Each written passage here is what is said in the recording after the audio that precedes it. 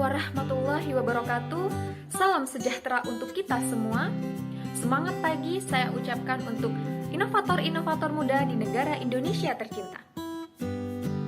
Bangsa yang besar adalah bangsa yang mampu menghargai karya anak bangsanya. Karya anak bangsa sendiri tercipta dari kreativitas, inovasi, dan aktivitas generasi muda dan masyarakat dalam membuat sesuatu hal yang sederhana menjadi hal yang lebih berharga. Indonesia sebagai urutan keempat se-ASEAN di mana negara yang terkena virus COVID-19 ini, pemerintah menerapkan pola hidup bersih dan pola hidup sehat yang dilakukan dalam sehari-hari.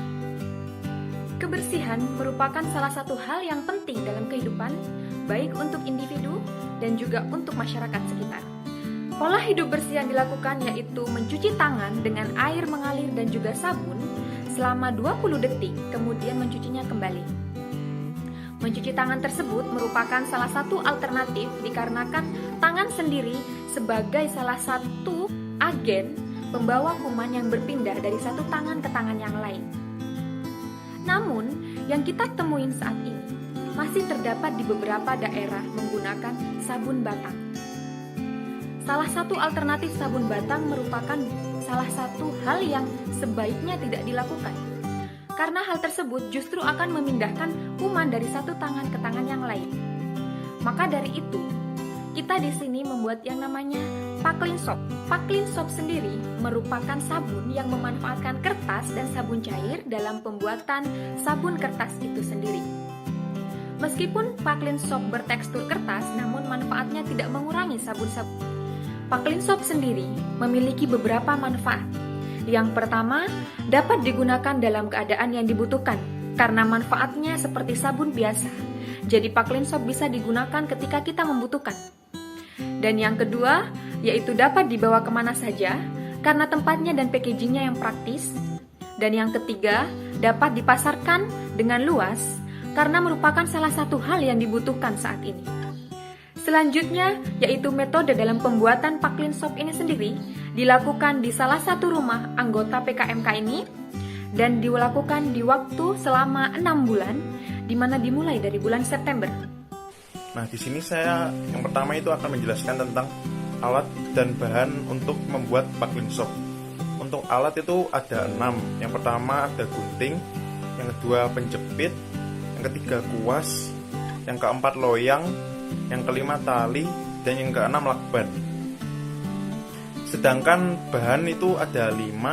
Itu yang pertama ada sabun cair, yang kedua ada kertas minyak, yang ketiga ada kertas coklat, yang keempat ada bubble wrap, dan yang kelima ada stiker. Selanjutnya adalah analisis situasi atau isinya itu SWOT, Strengths, Weakness, Opportunities, dan Threats. Strengths atau kekuatan. Nah, kekuatan dari produk Paklin Soap ini itu yang pertama dapat membersihkan bakteri dan kuman di tangan. Yang kedua mudah dibawa kemanapun. Yang ketiga harga terjangkau. Yang keempat dapat dibuat dari bahan yang ramah lingkungan. Selanjutnya adalah weakness atau kelemahan. Kelemahannya itu ada produk yang sejenis seperti produk Paklin Soap ini. Selanjutnya produk cepat habis jika sering digunakan. Yang ketiga itu ada opportunities atau peluang. Nah, produk untuk kebersihan tangan di musim pandemi ini sederhana dan bermanfaat. Yang kedua ada produk ini mudah dibawa kemana saja. Selanjutnya adalah threats atau ancaman. Itu ada 2. Yang pertama ada makin banyak pengguna hand sanitizer, dan yang kedua harga bahan baku tidak tetap. Selanjutnya adalah dalam memproduksi produk kelompok kami menggunakan strategi 4P. Yang pertama itu ada produk, price, place, dan promotion. Tujuannya agar dapat diterima di kalangan masyarakat pada saat pandemi ini. Nah, produk yang kami buat itu adalah Paklin Soap. Nah, mengenai 4P ini, yang pertama adalah produk. Di situasi pandemi ini, kami memilih Paklin Soap agar dapat digunakan dengan mudah dan simpel untuk mencuci tangan dimanapun kita berada. Yang kedua ada price. Harga merupakan salah satu yang sensitif dalam sebuah bisnis, karena konsumen akan menjadikan harga sebagai patokan untuk membandingkan dengan kompetitor lain. Jadi, kelompok kami harus mengambil harga yang terjangkau dan sesuai kualitasnya. Selanjutnya adalah place. Tempat atau lokasi merupakan salah satu faktor penentu bisnis. Karena lokasi yang pas, maka penjualan juga akan cepat meningkat. Jadi, sebuah usaha itu wajib menentukan lokasi yang tepat atau yang pas serta strategis. Dan kelompok kami memilih tempat berbentuk online agar dapat dijangkau oleh banyak kalangan. Tempat online yang kami pilih ini yaitu marketplace seperti Tokopedia. Selanjutnya adalah promotion. Promotion merupakan ujung tombak untuk memperkenalkan produk kami kepada masyarakat. Nah, dengan promosi yang baik, kita dapat menarik minat masyarakat untuk membeli produk kami. Oke, selanjutnya yaitu ada rencana pemasaran usaha kita, yaitu kita juga menggunakan strategi STP yang terdiri dari segmentation, targeting, dan positioning. Nah, di mana segmentation ini, kelompok kami memilih segmentasi berdasarkan variabel psikografis, yaitu segmentasi yang dilakukan dengan cara membagi pasar ke dalam kelompok-kelompok yang berlainan, yaitu menurut kelas sosial, gaya hidup masyarakat, kepribadian masyarakat, dan lain sebagainya. Lalu yang kedua ada targeting. Nah, kelompok kami menetapkan segmentasi pasar untuk menetapkan target, yaitu kepada masyarakat kalangan menengah dan masyarakat kalangan ke bawah.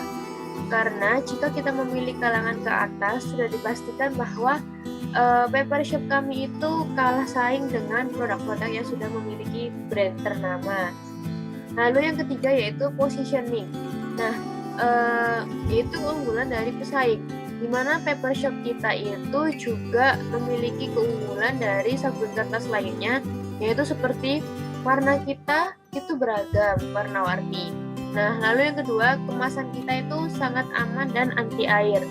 Lalu yang ketiga, sabun kita itu tidak lengket dan mengeluarkan busa cukup banyak ketika digunakan.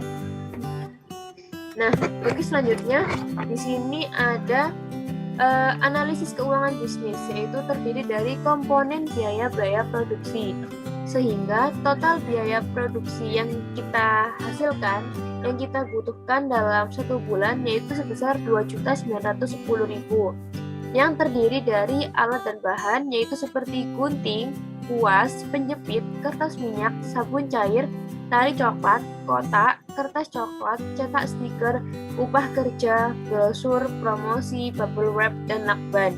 Nah, di mana kita juga sudah menjelaskan pada PPT ini berapa unit yang kita perlukan dan berapa harga per unitnya.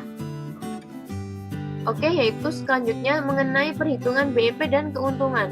Nah, kita menentukan harga BEP dengan cara total biaya selama 1 bulan dibagi dengan jumlah produksi 1 bulan, yaitu biayanya kita dalam 1 bulan itu membutuhkan 2.910.000 yang tadi.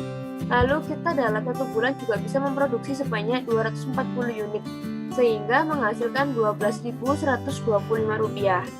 Nah, lalu dari harga BEP tersebut kita menetapkan harga jual yaitu sebesar 25.000, di mana laba penjualan per unitnya yaitu sebesar Rp12.875. Lalu kita mencari BEP produksi, yaitu dengan cara total biaya produksi selama 1 bulan dibagi dengan harga jual per unitnya, yaitu 2.910 dibagi 25.000 menghasilkan 116 pips.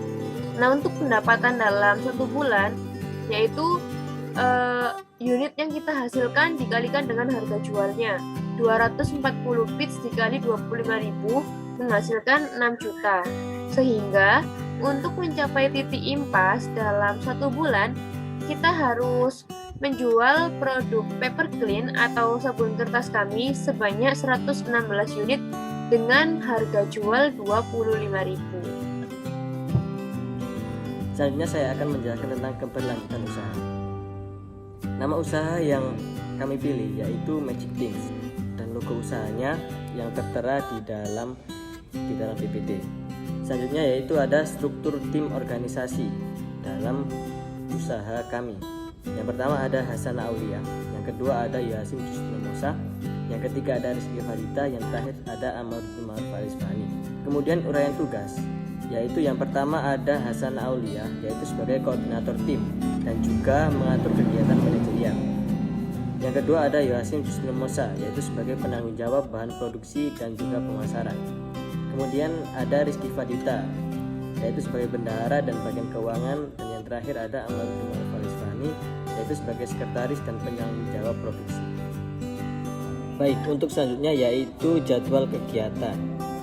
Ini adalah jenis-jenis kegiatan dari usaha kami, yaitu yang pertama rapat koordinasi yang diadakan di bulan kedua. Yang kedua ada identifikasi bahan baku, juga ada di bulan kedua. Kemudian produksi barang ada di bulan ketiga, promosi dan penjualan barang ada di bulan ketiga. Kemudian rapat koordinasi yang pertama di bulan ketiga dan yang kedua ada di bulan 6. Kemudian penulisan laporan yang pertama ada di bulan ketiga, yang kedua ada di bulan kelima, yang ketiga ada di bulan ke-6. Untuk pengiriman laporan yaitu ada di bulan ketiga. Kemudian presentasi ada di setiap bulan, pada bulan ketiga, bulan keempat, bulan kelima, dan bulan ke-6. Kemudian di sini ada akun media sosialnya. Yang pertama ada Instagram dan juga ada Tokopedia, yaitu namanya adalah Magic Things. Kemudian untuk order bisa lewat DM Instagram atau juga bisa lewat WhatsApp. Sudah dicantumkan pada bio Instagram kami nomor WhatsApp dari usaha yang kita miliki. Dan juga bagi rekan-rekan yang berada di sekitar Surabaya dan sekitarnya bisa juga melakukan transaksi secara COD. Dan yang terakhir, Clean Shop ini adalah sebagai salah satu alternatif untuk beberapa masyarakat dalam membawa sabun yang praktis agar tetap higienis, dan menjadi salah satu pilihan untuk beberapa orang yang menyukai hal-hal unik dan simpel namun tetap bermanfaat untuk menjaga kesehatan mereka dimanapun mereka berada. Terima kasih.